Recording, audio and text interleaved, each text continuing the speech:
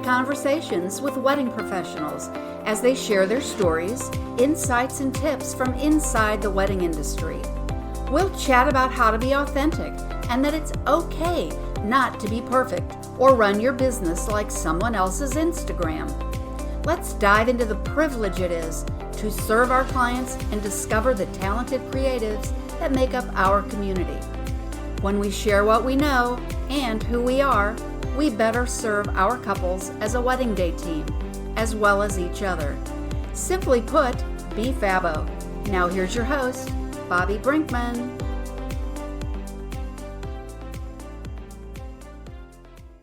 All right, listeners, welcome back. I'm super excited today. We're going to stick with our COVID episode here, and we're going to talk about COVID and specifically COVID for photographers.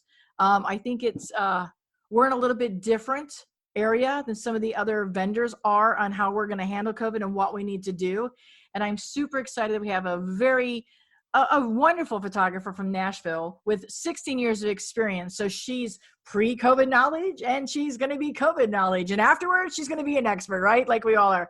So everybody, please welcome, you've heard her introduction before, but please welcome to the show, Sara Morrison. And she is the owner of Sara Grace Photography. And again, 16 years in Nashville. Sara, welcome to the show. Thank you so much. It's an honor to be here. And I go ahead and tell our listeners a little bit, even though they got the interview from me, but I always like to hear your voice. Let them hear from your voice.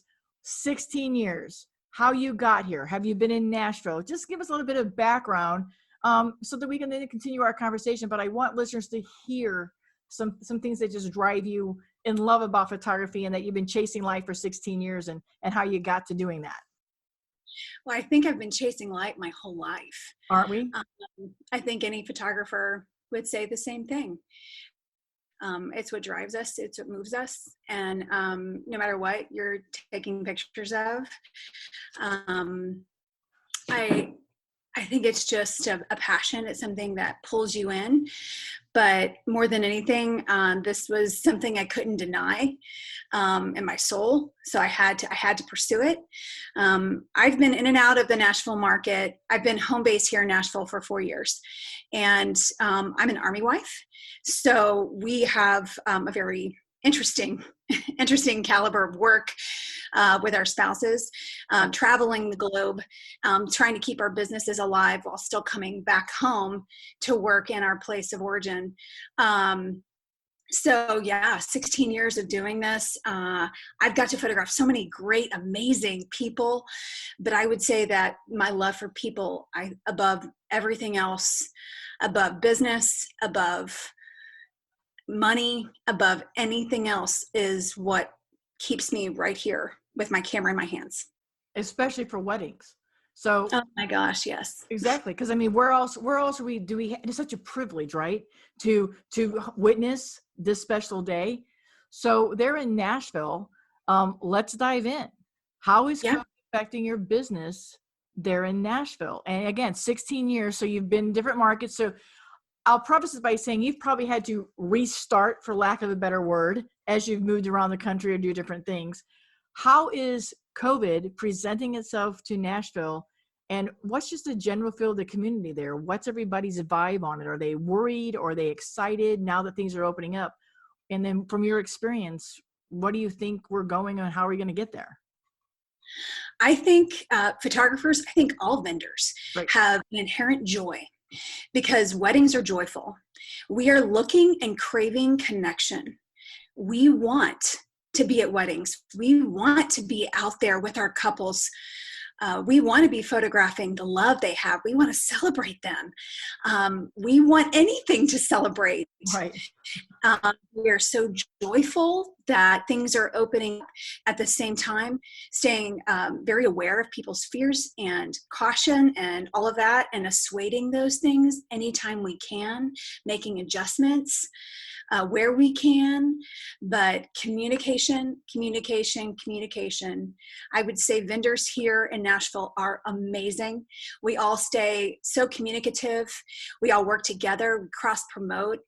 We want to highlight each other's work all the time, try to do everything we can to encourage each other because it's a team effort here in Nashville. And so have you guys been having little get-togethers socially on Zoom social to talk about the state of the industry there and some of the things that you're moving forward to? And I guess specifically, how are you seeing the venues handling it? I mean, because it's going to, I think as photographers, you and I have to wait for everything else to kind of fall into place before we can actually do our job. So do you think, are you seeing vendors in the venue part of the community taking a leading out first? Or where exactly is everybody like driving for support to? I would say social media primarily. We're transition. This is a time of transition. I feel, you know, when I reach out to vendors or when I've spoken to other venues, primarily, it's cautiously optimistic. Right. I would say, they are taking the lead because, as you know, that's the first thing you book typically, right? Is your venue, and they're having to adhere to all of the government guidelines and go the extra mile to make sure their brides feel safe and their vendors are safe and all of these other things. And it's not just safe, but healthy. And there's so much misinformation, but I would say more than anything, they're just motivated to get back to work. You know, they want weddings to happen. So they're doing everything they can to facilitate weddings. So Sarah, if you don't mind sharing, how many weddings did you have planned for the spring that you've moved? And when was the last time you shot a wedding? I have associate photographers that work for me. Right. So if you count those and all the other weddings, I had about 12 planned for the spring. And all of them but one moved. Got you. Or canceled, or breached contract, or left, or, you know, rescheduled, or just, you know, sometimes they ghost you. Sometimes they don't know what to do. Plus these poor brides' hearts. I mean, I feel for them. I really do. They just try to figure out, you know, they're like a fish out of water, like we are. But I got to work on a wedding that was so near and dear to my heart. Mindy and Lee, I have it highlighted on my Instagram right now. This couple, their home was destroyed by the tornado. Yep. And they barely survived. And then their venue was destroyed by the tornado. Then they had a backup plan all ready to go. And all of the venues, all of the restaurants, everybody shut down. And this poor bride was just crying on the phone to me. And I said, I am here for you. I stayed in constant communication, loved on her. And we had the most beautiful wedding day. It was an elopement in the park, in Centennial Park. It lasted about 30 minutes, but I got there early. I had a friend make a cake, and I bought a great bottle of champagne for them, surprised them, pulled out extra details just because she didn't ask for it. You just do it. Right. And I just wanted to make it special. I wanted to give it everything she deserved. And I got there early, and I talked to everybody in the park in that area, and I told them their story, and all of these strangers became guests. Yep. And as soon as they kissed, everybody cheered. There were people that would, because we have my videographer who's amazing, and she's on staff with me. She came and did it, even though we were all under quarantine, right? And it was like 5 people or less at that point. It was April 11th. And she came, and we managed social distancing, did everything we were supposed to do. And she got this video that will bring you to tears. Their vows were so amazing. But I would say that like imprinted on my heart and my memory for all of time. Nashville Bride just picked it up. And it was totally epic. And there were 5 people there. Oh, and we'll get to that in a minute, but I need to remind the listeners that, you know, Nashville prior to COVID got hit with a horrible tornado, like devastation. There were parts of downtown that were devastated. And then we had COVID, and then just another big storm came through not too long ago. So these guys are really being tested. You know, the seasons that they're in down there are really being tested. So I forgot to let everybody know about that's something else that the wedding vendors in Nashville are having to deal with. But this is affecting everybody in Nashville, whether tornado affected gladly, if I can use that word, not as many, but some were devastated and some lost their businesses and homes. But I also bring up, you talked about that, and I know I'll get that text and that angry. It boils down to less is more. And it boils down to, at the end of the day, it's about saying I do to your best friend. That's what it's for. We're blessed and privileged to be the historians that get to document that. But all the other things, and I say it all the time, we're a luxury. All they had to do that day was have them and that officiant. They didn't need to have you. They didn't have anybody else. So it brings it down to a level of love isn't canceled and love's worth the wait. But here we are in a midst of crisis like this, and they had other factors. And we all have a story getting to the day that we say I do. We all have a struggle. We all had how we got here. But to be able to be a part of that is why we do what we do, and why most of us in the wedding industry are in it, because we want to celebrate everybody and each other. So you had these weddings that, moved and relocated and replaced. Were you proactive? Did you reach out before this happened, Sarah, and said, hey, everybody, this is what we're doing? Or did you kind of wait and let your people call you? Or did they call you before you had a chance to reach out? So I will say, I want to add a caveat on that. Love isn't canceled, and I want to add a caveat. This couple first of all, I stayed in contact with them. Yep. Obviously reached out because their wedding was coming right up. Mm-hmm. And I will be honest, I photographed a wedding on March 21st, and it was a wedding of 20 people, and it was beautiful. So that was right after everybody shut things down. And it was very different, but it was fine. Everybody was fine. I will say this though, that couple, I discounted their package just a little bit, not a whole lot, but they stayed true to their payments. They stayed true to the contract, and they were very generous with me and my team. Right. So I appreciate so much the mutual agreement, because that contract is in place and both parties keep the contract, right? It's not something that you can just bail on if it doesn't suit your exact perfect dream, right? Exactly. You have to work with your vendors. You have to work with people, and that requires communication. And so on your second question, yes, I distributed on my Google listing and on my website.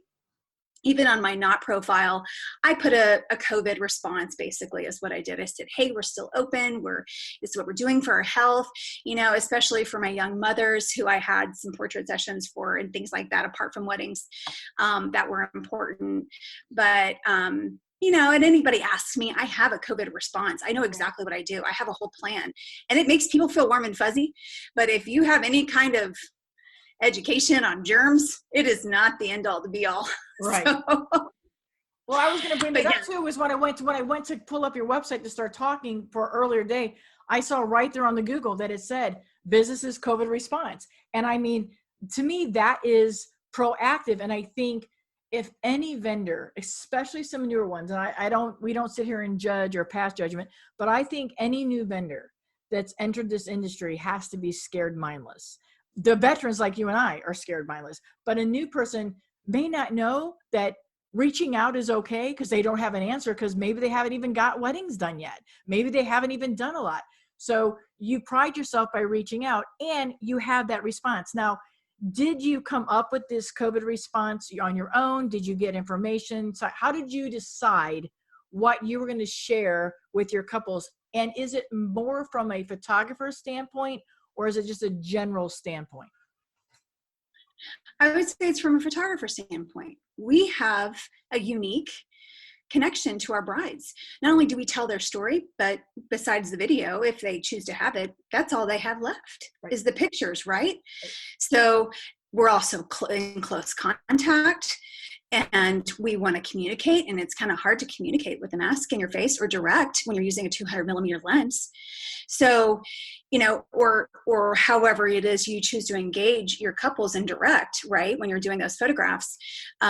So I would say when I came up with my COVID response, it was generalized when I would speak to them, but on paper, I actually consulted my attorney and just said, hey, what do you think I should say? Does this sound okay? Ran it by him. And he said, yeah, you want to keep it really general because it's a fluid, ever-changing thing. Right. And you just want to stay open. Obviously, you want to use that big word, open, and then caveat the things that you're doing to assuage any kind of fears. And that also protects your team, that you're doing this in place. I had a conversation earlier with a vendor, and I asked, I think the priority still has to always be on us and our team. We have to make our team a priority, because let's face it, Sarah, if we get stuck and can't be there, we can't be there for our vendor. So while I know that may go against the grain for how we talk about serving our couples, I think our responsibility is also to serve ourselves and our team members, take in consideration what we need to protect us so that we can serve. So I love the fact that you have that. Now, are you having your couples, if you don't mind sharing, sign a waiver? Have you seen in Nashville, there's some other markets where venues are sending out to vendors, you guys must follow these guidelines and you must also sign a waiver saying you're COVID free. So how are you approaching that? Do you send this guideline to your couples, and are you getting it from other vendors? So I'm not getting it from other vendors. I do have recommendations from any wedding planners. So anytime I work with a wedding planner, which I actually prefer to do, and they're managing the wedding, they too have, standards. A lot of venues have new standards, but I would say I created a plan for myself and my team to protect me and my team. Right. What I think is healthy and safe based on doctor recommendation, not necessarily the internet. And I just want to protect them and then let them know that they are protected. Now, I do issue to my couples exactly what we're doing, and I'm very candid. So, for example, I normally don't eat or drink very much on a wedding day because I'm busting my butt, as any photographer knows. Like, we barely have time to take a bite of a protein bar. Right. However, I have a timer on my watch and a walkie-talkie with my team because I always have a second shooter and an intern at every wedding. And we all take turns now. I've added additional personnel to weddings. Believe it or not, I've added an intern to every wedding and then possibly even a third shooter so that we can take turns and we have wash hand breaks every 30 minutes. So everybody washes their hands. And then for the last 2 weddings that I've done where I've been with team members, we all have hand sanitizer pumps, of course.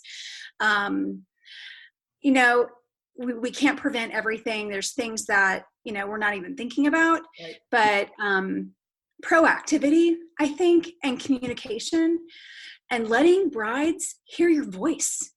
Letting them hear that not only are you super joyful of their day, but you understand what they're going through and that you can agree on something. If they want another caveat done on their wedding or they need an extra person, make it work for their budget, make it work for what they're doing. This is a team effort. And I always tell my clients when I first talk to them, this is a relationship. This is not transactional. This is a huge investment. And I am worth it. So let's build something. Let's build something that's going to last forever. Because I want to be there when you have your first baby, and I want to be a part of your story. Right. So keep that communication and that relationship. Because we're the family historians. We're the wedding historians, but we're also the family historians. And a lot of us don't have the opportunity. I'm in a market that is 95%, destination. So I see Susie and Mark, and then I don't see Susie and Mark again. I get to see them social media. And let's face it, there are some clients of mine that will fly me to New York to do maternity photos. There are some of my clients who are like, absolutely no way I'm going to fly you to New York for that. And that's how we run in business. So, putting those steps in place, they understand that we're investing in them as well. And this is how we invest back during COVID. We are covering our butts because we're working our butts off. And so we want them to be protected. I want to talk a little bit about how you're dealing with your equipment a little bit. This whole episode, listeners, in case you haven't figured out, is a photographer's take on COVID. That's why we're having the conversation with Sarah. So we have our gear and we set our gear down. You mentioned adding somebody in as an intern. When I get ready to go back, and I don't go back until August here, I'm going to have somebody like you. I'm bringing somebody on because I don't want to keep moving. I'm showing the video like I'm doing a video. I just was going to show Sarah something. How silly is that? You can tell I've been in Zoom Central too long, right? Anyhow, we have to do the lay flats. We have to do invitation suites. I have to put my camera down. I often go and arrange those. Then I pick up my camera. Now in my head, I'm like, I've just touched something and I have my hand by my head. Is that something you're thinking about? Are you going to be wearing gloves? I'm trying to figure out how I don't overthink that process of, is this invitation, where's it been? Do I touch this invitation? What's it laying on?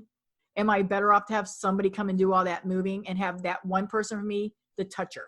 And I want to preface that phrase by not being mean or anything. I'm just saying one person's assigned to the one that is, like we have one person in our family to go shopping, one person that touches everything.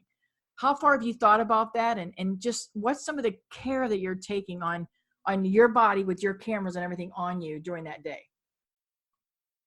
Well, first of all, before we go anywhere and do anything, at the end of every session, at the beginning of every session, our equipment is wiped down. Yep. Clorox wipes. I have Clorox wipes everywhere, and everybody gets their own little baggie.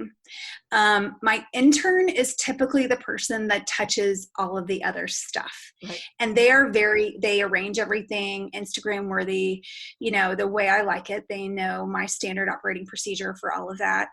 And then I come in and I take the shot. And I exit, they get all the stuff together, and then they bring it back to the bride and groom, and then they wash their hands. It's a specific standard, I would say SOP because I'm a military wife, but right. It's a specific standard of operating. Most of my interns have been with me long enough to where they know exactly what they're doing in terms of their time management and what they need to do, but they're just setting me up for success. And I don't want to spend a ton of time thinking about what germs I'm touching and whatnot. I know what's on my camera. Now, I don't put my camera down. I keep it on my spider, or I keep it on my person or my back. And I typically don't share cameras.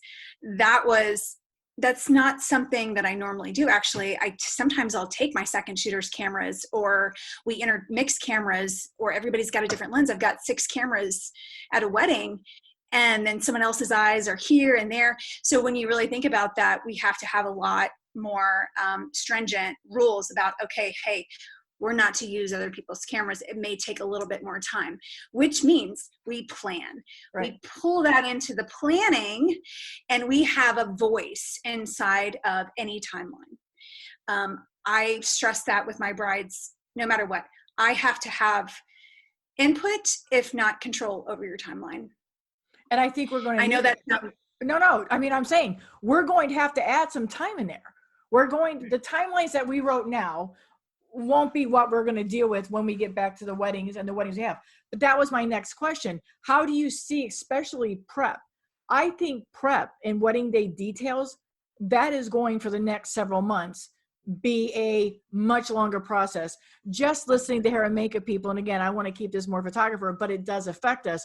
We can't do some things until the makeup people get their things done. So the longer they're taking, following their safety procedures, it backs us up. So I think our timelines have to be adjusted. And that's why I was wondering, it's how is it going to affect your shooting, knowing you have these things that you're thinking about, and how much more time do you think you're going to give yourself, and just the grace you're going to give yourself in doing this? But I mean, it has to play a part in our heads for us to be conscious of it, but I also don't want it to overtake our creativity. And you have to have that balance in terms of, I got a degree at Baylor in biology. So it's odd that I'm a photographer. I know, because I've been shooting my whole life. I photographed during college, shooting during college too, right. But biology, I love it. So understanding all of those, microbes, microbiology, and all that stuff too. It's like, I don't want to be obsessive about it. Nobody wants to give into that fear. Right. At the same time, we want to be healthy. So if anything we can learn from this time, this our new normal essentially is, let's let's keep these new habits of cleanliness that we've instituted, right? But not go OCD and go crazy, but maybe be a little bit more diligent and proactive about cleaning our equipment, especially our eyes, and being careful. I don't know about you guys or any other photographers, but any photographer I've talked to or worked with is you are so focused on what you're shooting, and you're so emotionally and physically involved. All of your other bodily functions go away, like completely suppressed. Your creativity takes over completely, and you surrender to it, and it's what gives you life. And so for there to be something to interfere with that, I would say the number one thing that I've instituted, and it does increase the budget, but I think it increases the budget in a good way, is adding an intern or a third shooter. I think that's even better than adding extra time, because you can use the time that you've given, like an 8-hour wedding. If you have an extra or third person, delegating these specific tasks and giving them a mission-oriented objective on the wedding day. I apologize for sounding so militaristic when I talk about a wedding day. I really am not. I'm very creative. That's why you've been around for 16 years, why you're a talented photographer. People hire you for your experience and how you know how to do it. But I think you're right. The number of us that just drop our cameras onto our belts, onto our spiders. I hear people all the time go, you don't even look at that, because it's so second nature. Our cameras are just an extension of us. And so one of the things is, like, I was thinking when I go back to doing weddings, am I going to stop and go, oh, okay, where would that just at? Or don't come near me? Because like DJs, people come up to us. You know how it is. We walk into the room. I come in, cameras down. I come in open arm. Hi, everybody. This is who I am. I'm so thrilled to be here. I don't come in with my camera to my face and start firing off. I come in open heart, open arms, welcoming, saying I'm here to be of service to you, whatever you need. So you know immediately in 5 seconds, we got 9 moms in our faces telling us all about the dress or how this was here. And, oh, did you know that was XYZ's grandmother's? So how is that changing what you do? And having that intern is a brilliant idea, to be the person that comes in and kind of keeps your space away. And do you think that will change how we're perceived? Like, the photographers always are kind of that aloof or don't mess with their creativity. Do you think that couples will start thinking, I know you're going to need more time, it's going to cost us more, but it goes back to what you said, educating on why we do what we do to get the best results and be best of service? Yeah. And I think what I would tell my brides, and what I have been telling them, is like, guys, you're not going to go wrong with the third photographer there. And guess what? I'm going to discount it for you. But this is your insurance. That's how I always say it. Was like, this is like having an extra insurance policy. It's like buying Affleck for your wedding day, because not only do you have this a great photographer, because if they're working with me, they're not crap. Sorry.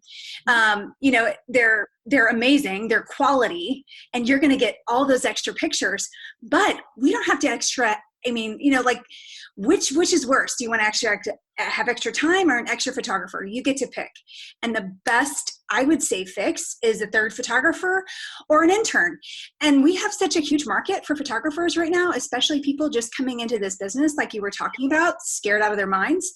Well, hey, come with us. Let's team up together.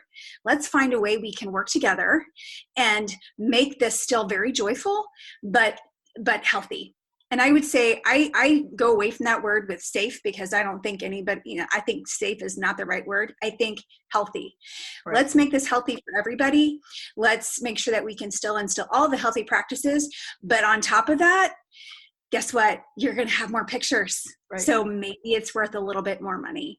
So if you can talk to your brides about that, they typically will bend, especially if they're going to get a better product and they're going to get more images of their day, which is what matters. Well, and if we've established ourselves as the educators and the experts, which is why they hire people like you and me, they're going to pretty much listen to our guidance. Well, and that brings it to a little bit about, we start doing these weddings, and normal weddings, I don't know about you, but normal fall, I tell everybody, don't shake hands. I don't do anything. I'm a wedding photographer. I cannot get sick in the fall. We're going to be slammed in the fall. We're going to be so busy in the fall that we're going to be working sometimes 3 weekends, we're going to have, where we might have already had a double wedding, now we're going to have a triple. So we have to be healthy, and we have to put that in place for us. And I think letting people know that we will be wearing masks or we will have gloves on. This is just what we're doing for our protocol. I don't know that I'm to a point, this is just Bobbi Brinkman speaking, that I'm going to insist unless I have a venue. And right now here where I am in Georgia, we do have 3 venues that have sent out a list requiring, if you don't want to sign this form or do this, you'll need to remove yourself from the wedding day team. That'll be a different topic for another day. But so I have to look at that. But then I sit there and I think, okay, this is how I am. So now I'm the photographer, and I now have a hair and makeup person in mask. I have some of the wedding party people in mask. I'm in the room where makeup's happening or the groom's getting ready. What is your take on number 2 things on here? The couple says, none of us are wearing masks, so we don't have to worry about it. The other ones are, we're all going to be wearing masks, but Sarah, I need you to Photoshop all this out. I mean, we're the historians, Sarah. So this is what's happening on your day. I think it needs to be documented. I think there should be some photos. I don't think every photo needs to be with a mask on, but I think there has to be something to be said. Not all the guests or everybody, but how are you going to deal with that? And have you heard that conversation yet about what are we going to do with all this extra stuff that we don't want in our photos?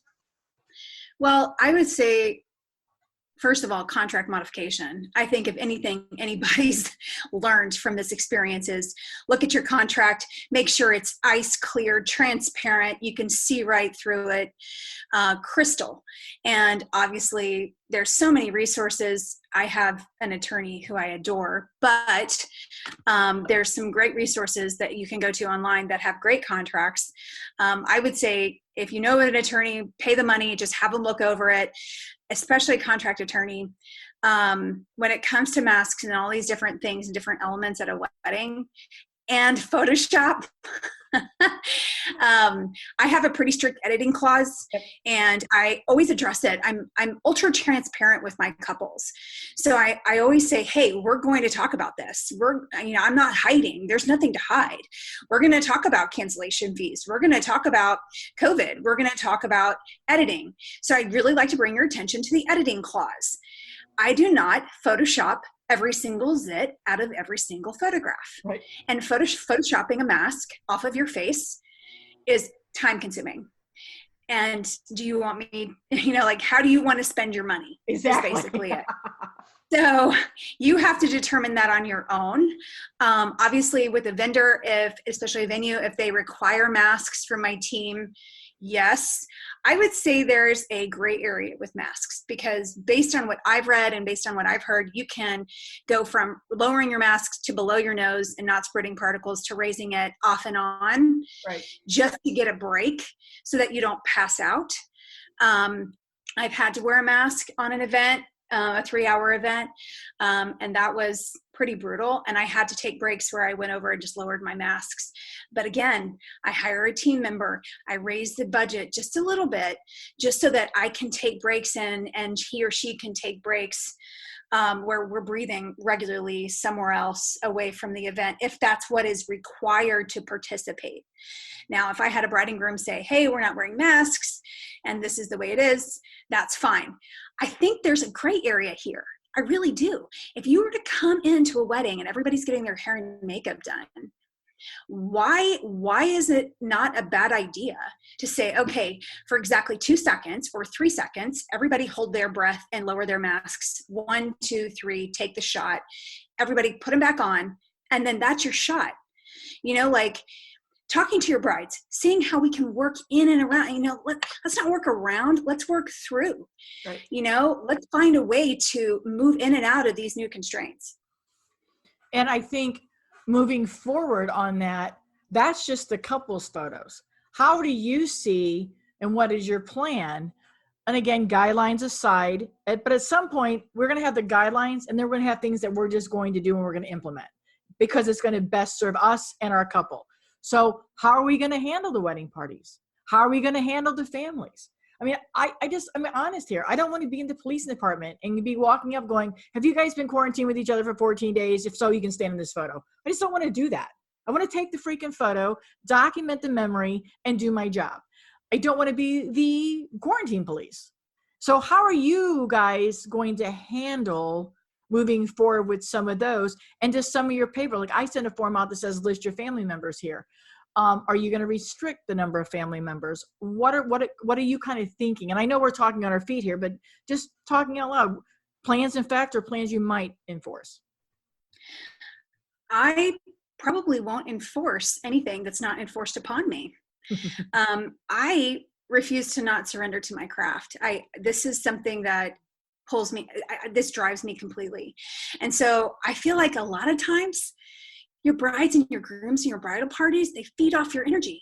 Yep. If your energy is filled with fear and negativity and germophobia and all of these things, they're going to reflect that back and you're not going to get great images. Nope. So I would say, hey, that's why we have 100mm lens. That's why we have 200mm lenses. Praise God. You know, like that's why we have the ability to social distance while we're taking pictures, and then make adjustments when we have to get close and then when we have to get further away.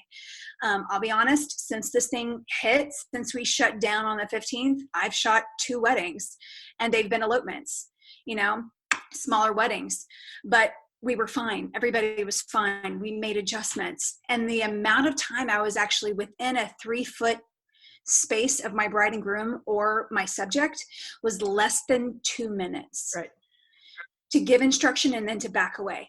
And so honestly, I don't think that the risk is that high. You just need to go in knowing that you're making concessions where you can, but don't go obsessive on it. Right. And read the room. Like we always do, right? Read the room. And that's kind of figure it out. Exactly. You walk in a room and you get the vibe. You walk in and know which bridesmaid's probably going to be that bridesmaid. It takes 2 seconds to figure out, oh, you're going to be that one. You know, and they get that. And I think if anybody is coming into this industry, and we know that especially photography is one of the easiest entry-level positions in the wedding industry. If you don't think for a moment now, understanding the business and the other side of your brain, using the logical side, not the critical. If you don't think now for a minute that there is so much more than you being able to snap a pretty photo and be a professional shutter snapper, think again. Because this is testing every single person's ability to be a business person. And I think this is going to make everybody a better business person. We're going to lose some people. We're going to, thin the herd, perhaps, is a phrase. But those that have a good business background are going to be here. We're going to be open. And think about it, guys. When we first started our weddings, we didn't know, do I go forward? Do I go up? We just have to learn 1 or 2 new things. But those that understand your cameras, those that understand the technical side, I'm not worrying about that now. I understand if I want to shoot by that window, this is what I'm going to get. So I don't have to think about that. I have to think about, I need to be maybe a foot further away in keeping the health in my mind. I think ceremonies are going to change. What are you thinking about ceremonies? Do you think we're going to have shorter ceremonies, longer ceremonies, the distance of people sitting together? I know, you may do a lot more church weddings versus others, but I think how long is it going to be that we have 2 seats here, 2 seats here, and we're going to need our big wide lenses to look like 1,000 people came to the wedding and there was only 10, but we got to spread up, So what's your take on that? I would say the outdoors is best, right. Like taking advantage of the fresh air. If you have a little bit of space in between each person, I would say a shorter ceremony probably, and smaller wedding parties are probably going to be a trend in the next 6 months to a year. You're not going to have these 14 bridesmaids and this insane huge weddings. It's going to be a little bit more conservative. Less is more. But ultimately, I think we will get back to where we were. It's just going to be a little different and a little slower, which is okay. Baby steps. And you just have to stay malleable. You have to stay flexible. But more than anything, I would think with ceremony size, and we do church weddings and stuff like that. There aren't going to be church weddings for a while because people aren't going to church. Right. So how can you do a church wedding if the churches aren't having church? So until they figure that part out, I think it's going to be outdoor ceremonies. The weddings I have on the books in the next 3 weeks are all outdoor ceremonies. And nobody's really giving me any standards from venues where I'm working, and the brides are leading the way in terms of how they want their wedding to go. Right. And I would say my brides are, I don't know, most brides are very determined. They do not want their guests in masks during the wedding. Even the monogram ones that we have in the South. I don't want to be seeing a monogrammed mask and I'm telling you, we're going to see so much of that because we're in the South. It's just going to be, what's the old phrase in the South? If it's standing still, it gets a monogram. I mean, it's kind of like, and I'm like you. I think that's a fun photo, documents the time that we're in. But I think we were also going to smaller weddings here. I think Nashville, you guys still get a good chunk of destination people. I mean, I think you have a good 20% of people that maybe even a little bit more now that travel down there. So I don't think people are going to be coming down there with 200 people, but I think it will change the way that weddings are seen in Nashville. It's always been a great weekend wedding destination. Go down for the weekend and party and have the whole weekend. I think that'll change. But as you said, we have to evolve. We have to be the ones that are also guiding it. Let our people, let our customers, let our clients be driving, but every once in a while, put something out in the road that they have to swerve around and go, oh, okay, you were right, Sara. Bobbi, you guys, thank you guys for bringing that back. And I think that is where we have to lead and go. And if we're sitting here looking at what we need to do, how does it change booking weddings for 2021? And or even for 2020, are you getting the calls now as things open up? Are you seeing the calls and they're picking right back up where they said, hey, I'm wedding planning. This is what I'm going to do. And how are you moving forward with that? Well, I went into a mode where initially I kind of got low, and I don't know about anybody else, but I want you to feel the humanity coming from me. Being that I've been in business for so long, I went kind of dark for like a week. Yeah. I was kind of low, and I think everybody had a little dip. And then I picked up my big girl panties and I said, you know what? We're not going to do this way. I'm going to go proactive. I'm going to start, cross promotion. I'm, going to be active about communicating with my brides and my leads, especially from my marketing platforms that I had. I increased my marketing presence and my presence online big time. Went in there, revamped everything, started, okay, where can I improve? How can I not be stagnant? How can I move forward? And did that, I started getting calls. Right. I started getting leads. Now I will say I did have to cut my rate on a few weddings because they're so small and people aren't doing long weddings anymore. Most of the contracts I've gotten calls on are like 4, maybe 6 hours if I'm lucky. And so I have to kind of read things a little bit, and that's okay. I'm used to starting over, right, like several times in a lifetime. So, I'm used to kind of overcome and adapt, right? Like, or adapt and overcome. Like you just kind of like move. It's an ever-changing thing. But yes, I just booked a wedding yesterday, and I'm so excited for that bride and groom. Their engagements on Saturday. And, I can't fight the joy. Right. I have to have the joy back. Right. And so, most of my brides and grooms don't want to talk COVID. They're done. Most of us vendors don't want to talk COVID, but I feel as an avid educator that my keep reminding everybody and to cheer everybody that there is so much fable on the other side. Just hang with it. But we all hit a dump. I mean, all of a sudden, things that we knew we were doing, and I think people forget that, and engaged couples are watching us and how we act. And if I say I feel the same way. I'm bubbly and positive. That's what I'm going to get. If I walk in with that cranky photographer, that's what you're going to get. You put out there what you receive. So I think people are watching us. I think vendors are watching what industry people like being a while for me. Like if I'm doing that or I'm saying that, and I keep my spiel has been, you're not closed. You're open. Just because you can't be doing a wedding, you should still be doing everything like you were booking and everything like you were waiting for. Be open to receive. And I think that as we move forward in this, couples start coming to us, we are going to have to shift. We're all have to go, hey, you know what? I see you don't need 6 weddings. If they see the value in our fees, and we don't necessarily have to, discount or change our fees, we just have to show value in a different way. And I do think that everybody hit that bottom line. Everybody was like, oh my God, what do I do? Because our timelines, our schedules, we know what we're doing 3 years from now. All of a sudden it's like, you don't have anything to do, but you do. You pivoted, you made the change. You started being proactive. If couples see that you're willing to accept new couples and new bookings, they're going to reach out to you. Is that how you feel about social media as well? Well, in our other episode, we'll talk a little bit about it, but for here, are you talking social media are you talking COVID on your social media? Every once in a while, do you drop a piece of education on it? But you said the same thing. Couples don't want to hear it. At what point do we stop talking about it?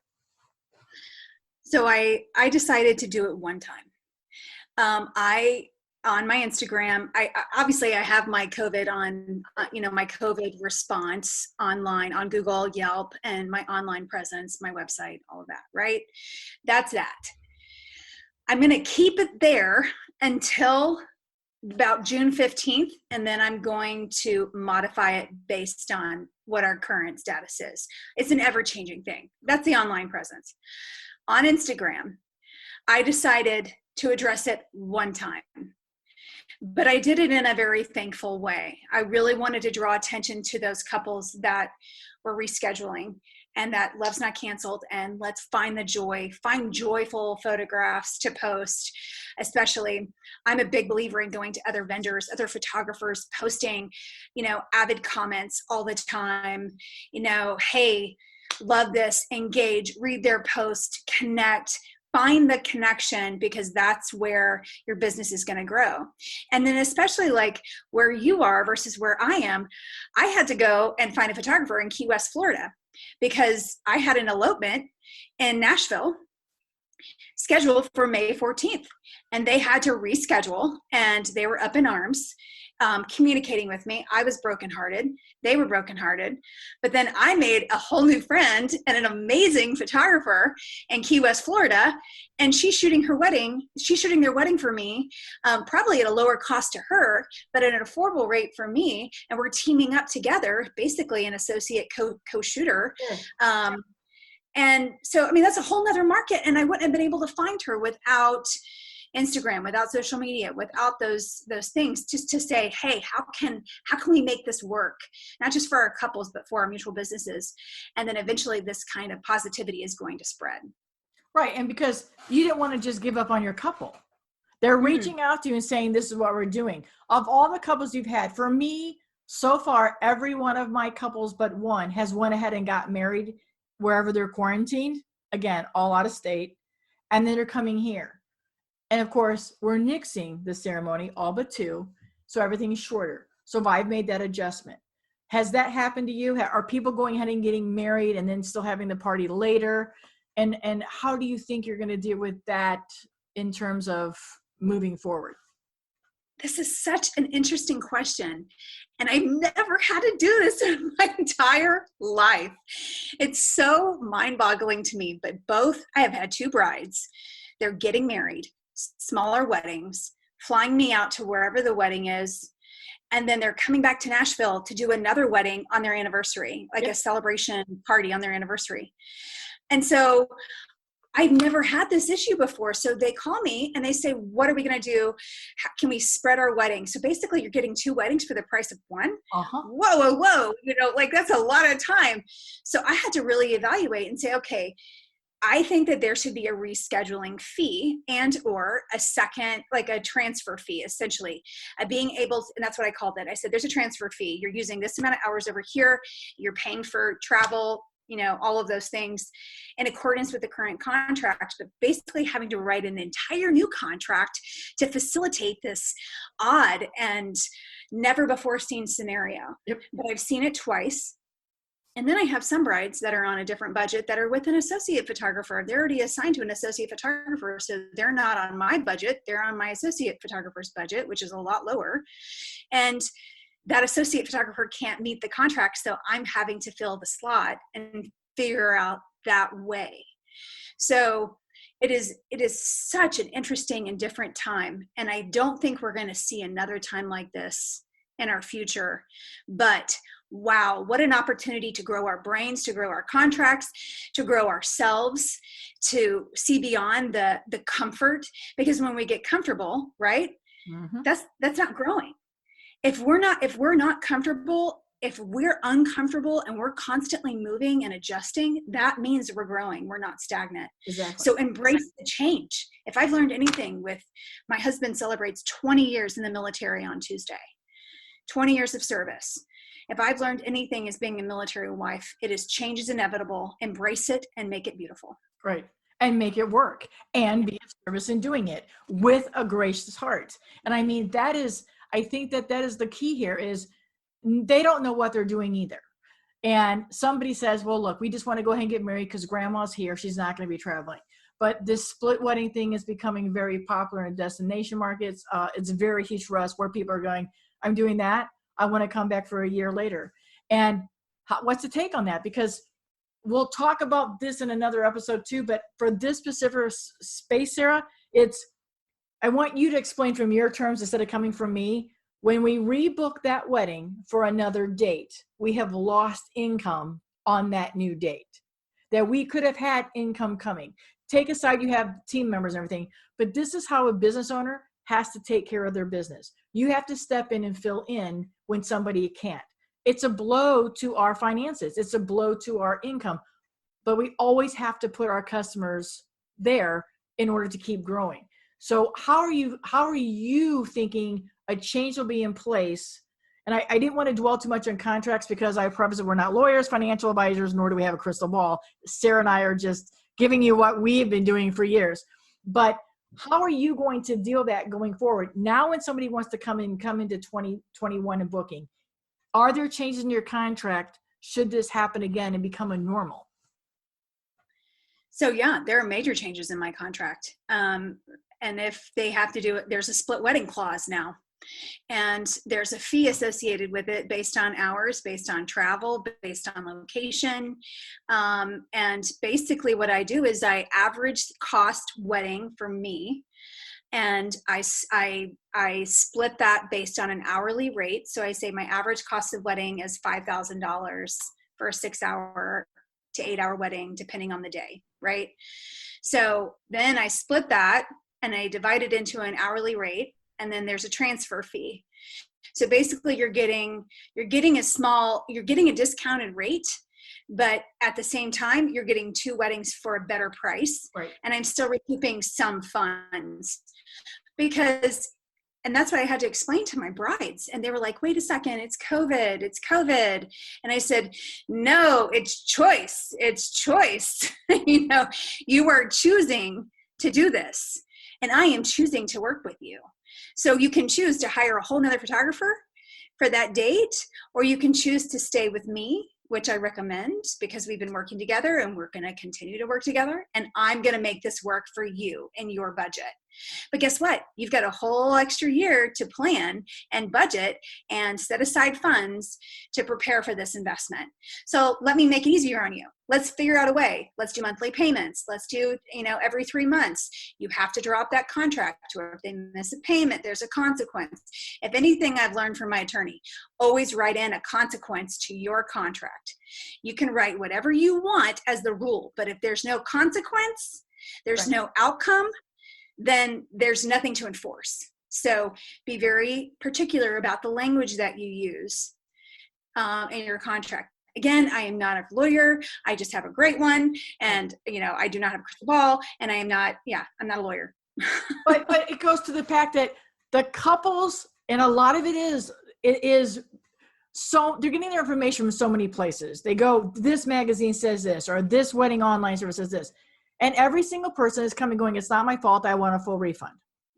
I'm canceling. Well, okay, you're canceling. COVID has prevented me from doing something right now. And yes, everybody, you need to have state, local, and federal law clauses in your force majeure and separate. I'm in hurricane location. I have all those, but I have a specific hurricane clause to protect me no matter what. You have to be able to. If we don't enforce the contract, what's good? It's just a piece of paper. And I am heartbroken at the number of vendors that I see that are just writing refund checks and are going to go belly up because they're not holding forceful. Yet they're so afraid of a bad review. They're so afraid about somebody writing something bad. I mean, I think we're all going to have the chance to defend ourselves. And I want to be honest here, Sarah, we've been around enough times. I think when couples look back in a couple years and they go and look at you and I, and if we have 75 bad reviews or 2 stars, not that we do, they're going to go, oh, I see it's COVID. And they're going to move on. They're not even going to realize, okay, this is all the same time, but here's 200 wonderful reviews. Here's what people are saying. They're always busy. Look at their Instagram. Obviously, everybody believes them and trusts them. That's somebody being angry. And I don't think it's fair to us as business owners. And we have to put our business hats on, but I always say lead with your heart, lead with empathy, but we have to put our business hats on. And I love the fact that you're saying, even your couples are saying, hey, look, not my fault, but you came up with a solution, and it's their choice to leave. They're going to leave money on the table either way. So yeah. I'm thrilled. Well, I'm going to leave money on the table. Right. I have a specific scenario where I've had to engage on a legal front, and it's not through the courts. Right. It's just through communication, and I compromised, but I will always compromise, and I will always compromise. Even if I take a lesser rate, even if contractually I'm entitled to thousands of dollars, right, I will still compromise at a lower rate. And this is the thing, stay on the receiving end, like you were saying, Bobbi. Oh my gosh, yes, stay on the receiving end and the gracious end, and have a forgiving and loving heart, but be very transparent. This isn't just, this is a business. This is my livelihood. Right. This isn't a hobby. Right. And your contract included a videographer. It included an intern. It included a second photographer. So you've got 4 people's lives that you are canceling, 4 people's lives that you are bailing on. And all of these people depended on, money and had subcontracts with my company. So not only the domino effect has caused a mutual cancellation of several people's situations. And you need to take some sort of responsibility for that. And ultimately, that's what I feel like our society is lacking, is responsibility, ownership. But when we take responsibility, we take back control. We control the dialogue. We control the situation. We take ownership of our part. And then they hopefully with our lead, take ownership of their part. And then say, okay, then we have hope of reconciliation. So I have a joyful thing came out of that, which was an NDA. An NDA is a non-disparagement agreement. I highly recommend everyone looking into that, because it's not something should be in every contract. And if it is, it should be very specific terms, because everyone has a right to free speech, and everyone has the right to express how they feel, especially about the work. But I feel like our clients and the public have this, no holds bar on how they can literally bring someone down based on a bad mood or a situation. And the balance of power is completely out of context. And so I think NDAs, non-disclosure, non-disparagement. So they don't get a free rein to completely annihilate you on social media or on any kind of review base that's unwarranted. I was my second cousin twice removed at some wedding, and I don't like the way you looked at me sideways, or I don't like this photograph because you wouldn't Photoshop 10 pounds off my butt. I'm sorry, I'm being a little candid, but, no. And a little real, you have to you can't please everyone. But when it comes to this issue, find a way to compromise, find a way to meet them halfway or even a third of the way, but then have it terms. Terms it's the best word in the entire universe, terms. If you're going to have compromise, make sure the terms of that compromise are pleasing to both parties. And so don't be afraid to say, listen, please take the review down. Please take the review down, or we're going to have another conversation. Don't be afraid to stand up for your business and stand up for yourself. Right. And we have to, because that's the thing, because people come, and if we want to offer a reduced rate, people love to inflate what they pay for us. But then when something like this happens, because Susie doesn't want to know, oh my gosh, I paid Bobbi $5,000. I paid Bobbi $7,000. She is so worth it. But when it comes to things like this, they all want to go, oh my God, I got her down to this, this, and this. I don't need you doing that. I compromise with you. In turn, we don't need to advertise that. I made a concession. We agreed that we're moving forward for the greater good of all of us. I've invested in you, you've invested in me. Here's the trust factor. I don't need you typing it somewhere. If you go tell somebody one thing, that's hearsay. I don't maybe see it, but I don't want to see this wrote up in an article on Facebook. Oh my God, I'm so glad I stayed with Bobbi. She discounted me $1,000. Yay. I don't need to see that. And I think that goes all the time anywhere, even when we're not in a situation like this. If you respect your couples and you do something for them, they'll throw that respect back on you. And I don't think you and I probably attract, I say this with all grace, what you put out there is what you attract, and you will get the kind of couples that respect your time and your talent and know that it's a business and not a hobby. And I think that goes a long way.